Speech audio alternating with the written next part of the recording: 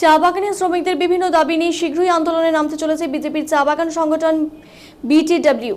এদিন বীরপাড়া জুবলি ময়দানে বিটিডব্লিউ এর বার্ষিক সম্মেলন আয়োজিত হয়। সেখানে তরাই ডুয়ার্স প্রায় সবকটি চা বাগানের শ্রমিক প্রতিনিধিরা উপস্থিত ছিলেন। এদিন এর কেন্দ্রীয় কমিটির চেয়ারম্যান এবং সাংসদ মনোজ টিগ্গা জানান, চা বাগান শ্রমিকদের ন্যূনতম মজুরি বন্ধ, চা বাগান খোলা, ইএলপি বৃদ্ধি নিয়ে বিটিডব্লিউ শীঘ্র আন্দোলনে নামতে চলেছে। জলপাইগুড়িতে চা নিলাম কেন্দ্র শুরু করতে না পারা নিয়ে এক রাশ ক্ষোভ জানিয়ে tea board of India Jalpaiguri অফিসে স্মারকলিপি জলপাইগুড়ি শহর ব্লক তৃণমূল কংগ্রেসের। দ্রুতই চা নিলাম কেন্দ্রটি খোলার দাবি জানানো হয় স্মারকলিপিতে।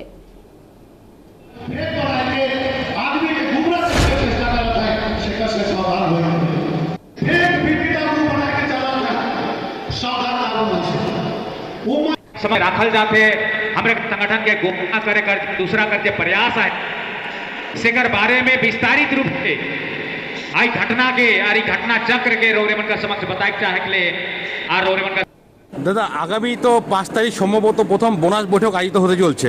এইবার আপনাদের কি স্ট্যান্ড থাকবে? কি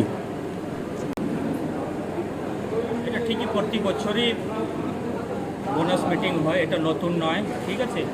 আমাদের দাবি থাকবে যে সর্বাধিক যাতে আমরা শ্রমিকদেরকে বোনাস পাইয়ে দিতে পারি।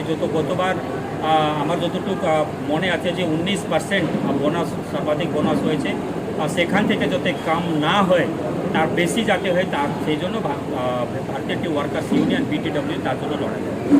গত বছর দেখা গেছিল এই বোনাসের সময় অনেক বাগান কিন্তু বোনাস না দিয়ে বাগান বন্ধ করে চলে যায় অন্যায়ভাবে। যেসব শ্রমিকরা সারা বছর পরিশ্রম করে পূজার সময় আশা নিয়েছিল বোনাস পাবে, তারা কিন্তু বোনাস না দিয়ে বাগান বন্ধ করে চলে যায়। এরকম দলচিংপাড়া রয়েছে, রায়মাটাং রয়েছে, এরকম অনেক বাগান রয়েছে। এবার যাতে সেরকম না পুনরাবৃত্তি না ঘটে, তার জন্য আপনারা কী রণকৌশল নিচ্ছেন? দেখুন, এটা ঠিকই আছে যে প্রত্যেকবারই বোনাসকে কেন্দ্র করে অনেক চা বাগান বন্ধ হয়েছে। তার সাক্ষী আমরা রামঝোড়া, মাদারিহাট বিধানসভায় রামঝোড়া এবং দলমোর চা বাগান, পাশাপাশি যদি আমরা কালচিনি বিধানসভাতে যাই তাহলে রায়মাটাং, কালচিনি, দালসিংপাড়া এই চা বাগানগুলো কিন্তু বাগানকে কেন্দ্র, বোনাসকে কেন্দ্র করে মালিক পক্ষ চা বাগান বন্ধ করে চলে গেছে। সেই ধরনের ঘটনা না ঘটে যা লড়াই আছে লড়াই করে ওই জায়গাতে টেবিলে লড়াই হবে এবং লড়াই করে ওই জায়গাতে ফিক্স করে দিয়ে যাতে বোনাস শ্রমিকরা সঠিক বোনাস পায়, সেই টেবিলে লড়াই হবে। যাতে কিছু অসাধু মালিক আছে তারা এগ্রিমেন্টকে উপেক্ষা করে এবং চা বাগান বন্ধ করে তারা চলে যায়। এই ধরনের যাতে আগামী দিন ঘটনা না ঘটে সেই লক্ষ্যে সেই আলোচনার বিষয় কিন্তু সেই জায়গাতে থাকবে এবং বোনাস মিটিংয়ে থাকবে।